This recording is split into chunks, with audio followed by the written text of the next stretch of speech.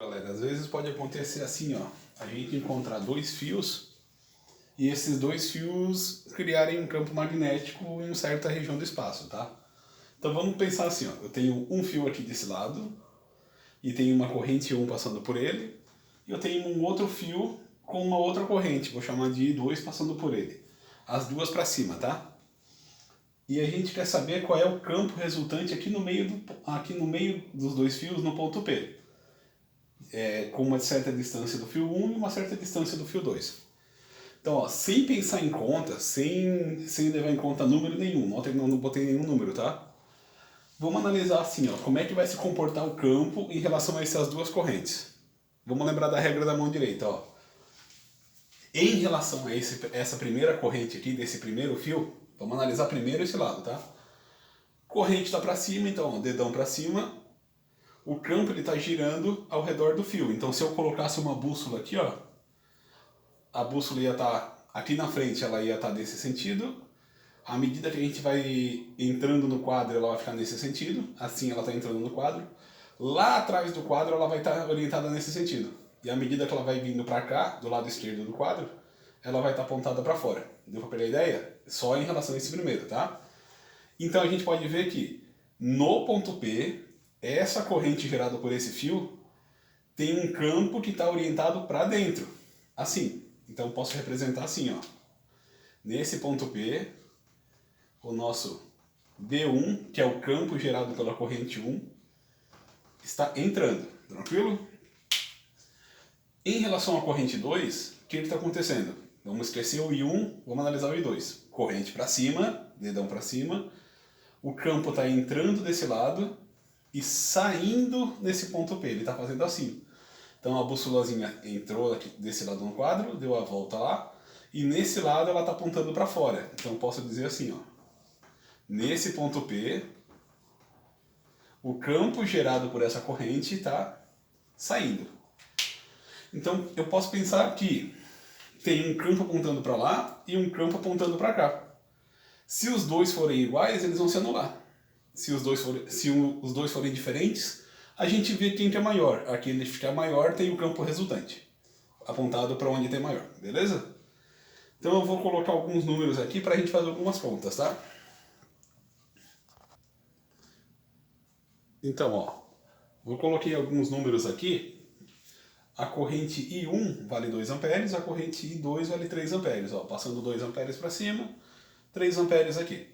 E a distância 1, eu chamei que é 0,5 metros, e a distância 2 é 0,3. Então, meio metro aqui, 30 centímetros aqui, tranquilo? Então, para a gente ver qual o campo resultante, a gente primeiro calcula o campo 1, depois calcula o campo 2 e vê qual foi o resultante. Bora fazer, ó. Olha como é difícil. Então, eu vou chamar assim, ó. B1 é o μ0, que sempre vai ser aquele 4 vezes π vezes 10 na menos 7. O μ0 é sempre esse número, tá? Vezes a corrente 1. A corrente 1 vale quanto? 2 amperes. Tudo isso dividido por 2π vezes a distância. A distância é sempre em metros, 0,5. O que a gente pode fazer? Ó? O π corta com o π, esse 2 corta com esse 2, sobrou 4 vezes a menos 7 dividido para 0,5. Isso divide por isso, dá 8. Vezes 10 na menos 7, Tesla. Tesla é a unidade do campo magnético, tá? Então, esse campo B1 aqui, ele está apontado para dentro com esse valor, 8 vezes 10 na menos 7 Tesla. Beleza? Agora a gente calcula o campo B2. B2 é o mesmo μ0, 4π vezes 10 na menos 7, vezes. Qual é a corrente 2 agora? 3 amperes. Dividido por 2π vezes. Qual é a distância agora que a gente está do ponto P até o outro fio? 0,3.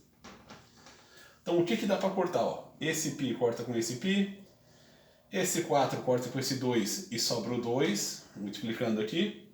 Esse 3 divide por 0,3, dá para simplificar por 10, tá? Então sobrou o que aqui em cima? 2 vezes 10 dá 20, vezes 10 dá menos 7. Tesla. 20 vezes 10 dá menos 7 Tesla apontado para fora. Então, um está para dentro, o 2 está para fora. Os dois estão em sentidos contrários, é só diminuir. Então, eu vou falar assim, ó. o campo resultante é, vamos definir para dentro como positivo, para fora como negativo, tá? Então, 8 vezes 10 na menos 7, menos 20 vezes 10 na menos 7. Por que o menos aqui, professor? Porque os dois são sentidos contrários, tá? Um tá para cá, a gente assumiu que o positivo tá para dentro e assume que o negativo é para fora. Então, 8 menos 20 vai dar menos 12 vezes 10 na menos 7 Tesla.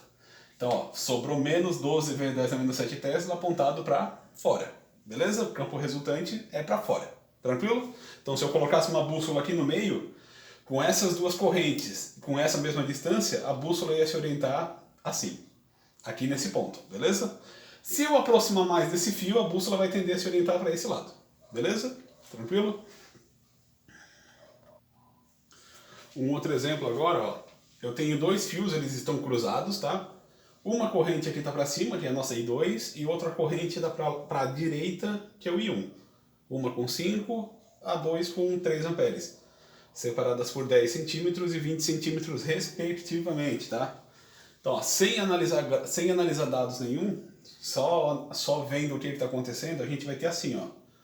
A corrente 1 está nesse sentido, então pela regra da mão direita, corrente está para lá, o campo vai estar orientado entrando no quadro. Então a gente pode fazer assim, ó. O campo 1, ele está entrando no quadro. B1 entra no quadro, o campo gerado pela corrente 1, tá? E o B2, como é que vai ser o campo gerado por essa corrente? Corrente para cima, o campo está entrando no quadro também. Então, esse B2 é o campo gerado por essa corrente. Já que as duas estão no mesmo sentido, é só somar os dois. Então a gente calcula o B1, calcula o B2 e vamos descobrir qual é o campo resultante ali no meio. Mesma formulazinha, que já devem estar cansados de ver agora. Então vamos lá. B1 é igual. Mi0 vale 4 vezes π vezes 10 na menos 7 vezes a corrente do primeiro vale 5 dividido por 2π vezes... Qual é a distância do primeiro agora? 10 centímetros. 10 centímetros é 0,1 metros, tá? Sempre em metros. Então vamos colocar aqui, ó, 0,1. Tranquilo? Então o que dá para cortar? Ó? Esse com esse. Dá para cortar o 4 com o 2 e sobra o 2. Dá para cortar o 5 com o 0,1, que vai ficar 50. E sobrou o quê? 2 vezes 50 dá 100. Vezes 10 na menos 7. Tesla apontado para dentro, beleza? O B2 vai ser o mesmo Mi0, 4π vezes 10 na menos 7, vezes... Qual é a corrente 2? 3 amperes, dividido por 2π, vezes 20 centímetros. Detalhe, tem que ser em metros, então vai ser 0,2. O que dá para cortar então? Ó? Π com o π, o 4 com o 2, aqui fica 2. O 3 divide para 0,2 vai ser 15, então eu posso cortar isso, vai ser 15. E 2 vezes 15 dá 30 vezes 10 na menos 7. Então, ó, um com 100, o outro com 30, então é só somar os dois, estão no mesmo sentido, né? Campo resultante é 100 mais 30, tudo isso vezes 10 na menos 7, então dá 130 vezes 10 na menos 7 Tesla. Fácil? De boa? Ó, um outro exemplo, a gente tem duas espiras agora.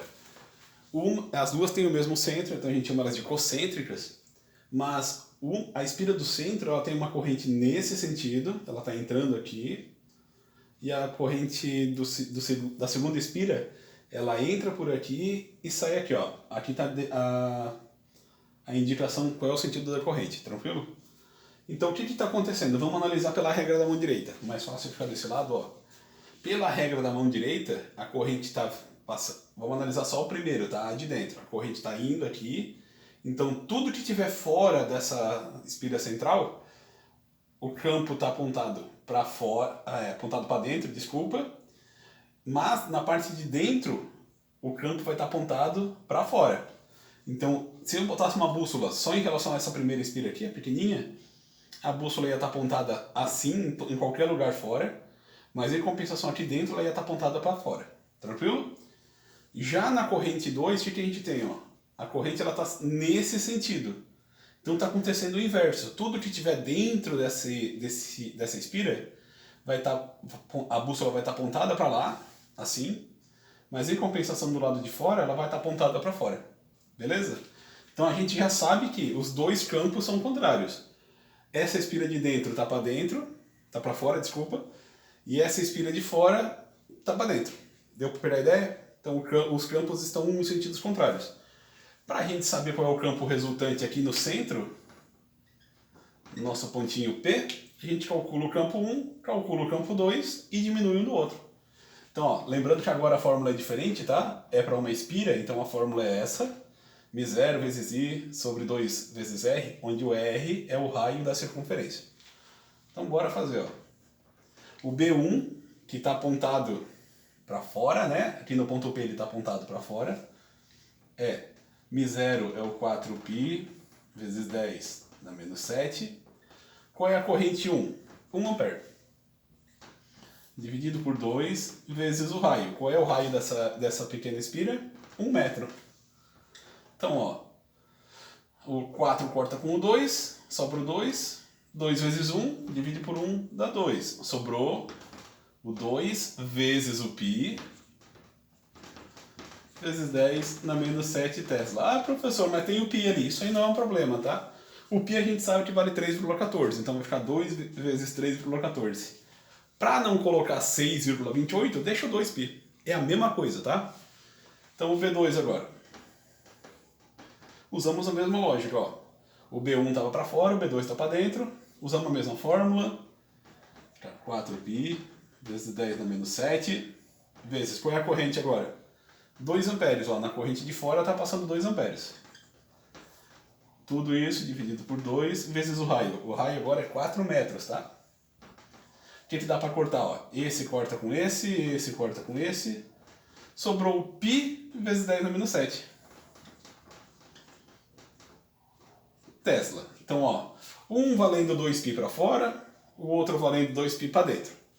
O que vai acontecer então? O campo resultante no ponto P é... Ó, notem que o π vezes 10 na menos 7 está em comum com os dois. Então eu posso fazer isso aqui, ó. É 2 menos 1, né? Que é 1π, vezes π, vezes 10 na menos 7. 2 menos 1, vale 1. Então isso vai valer 1π vezes 10 na menos 7. Se quiserem deixar só o π, também pode, tá? Ah, mas professor, o resultado final pode deixar em π? Pode. A gente sabe que o π vale 3,14. Se quiserem substituir, se quiserem deixar π, pode ser. Beleza, galera? Fácil, né?